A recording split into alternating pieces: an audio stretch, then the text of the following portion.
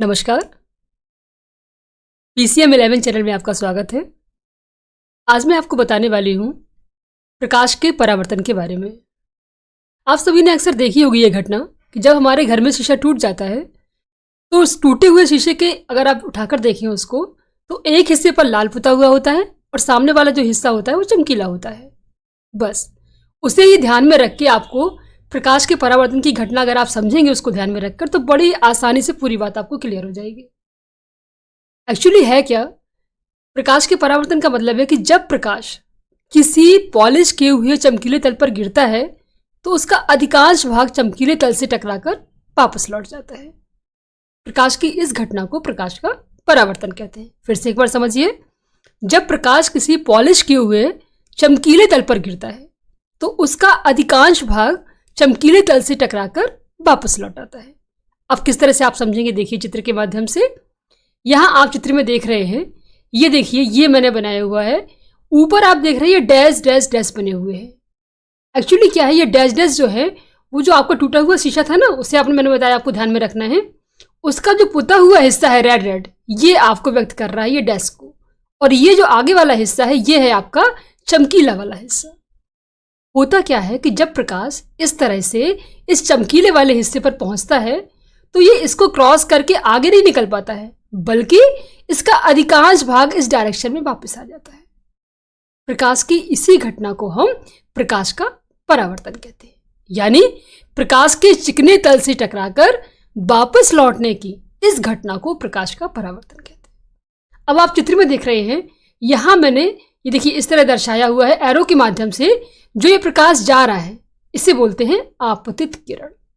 यहां आप देख रहे हैं ये दर्पण है आपका, इससे टकराकर ये लौटकर वापस आ रहा है, इससे कौन सी किरण बोलते हैं? परावर्तित किरण। यहां आपको एक टर्म और दिख रहा होगा, वो है अभिलंब। अभिलंब क्या है? जो ये आपका दर्पण है या जो शीशा है आपका, इससे जो लंबवत लाइन बनाती है, ये देखिए इन दोनों के बीच में कोण कितने का बन रहा है, ये देखिए 90 डिग्री का। अभिलंब और जो आपका शीशा है, इन दोनों के बीच में कितने डिग्री कोण बन रहा है? 90 डिग्री का। यानी शीशे पर पड़ने वाली इस अभिलंबवत या लंबवत लाइन को हम बोलते हैं अभिलंब। अब आपाती किरण और अभिलंब के बीच में जो कोण बनता है आई, इसे हम बोलते हैं आपतन कोण। ठीक है। और वापस लौटने वाली यानी कि परावर्तित किरण और अभिलंब के बीच में जो ये कोण बनता है आर, इसे हम बोलते हैं परावर्तन कोण। यहां आप देख रहे होंगे एक टर्म और है आपतन बिंदु।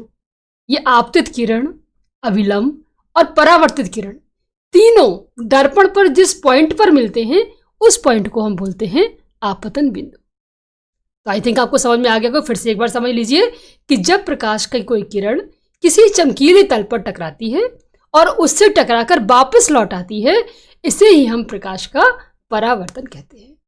ठीक है। इसके बाद नेक्स्ट है आपका परावर्तन के नियम। परावर्तन का जो पहला नियम है वो है आपतन बिंदु पर आपतित किरण, अभिलंब तथा परावर्तित किरण तीनों एक ही तल में होते हैं। फिर समझिए, देखिए यह है आपका आपतन बिंदु और यहां आप देख रहे हैं आने वाली किरण, अभिलंब और ये परावर्तित किरण तीनों ही यहां पर मिल रही है।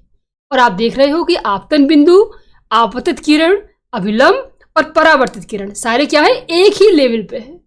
तो पहला नियम क्या है आपका कि आपतन बिंदु पर आपतित किरण, अभिलंब और परावर्तित किरण तीनों एक ही तल पे होते हैं।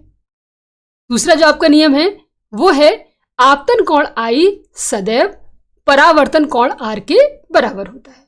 क्या मतलब इस बात का?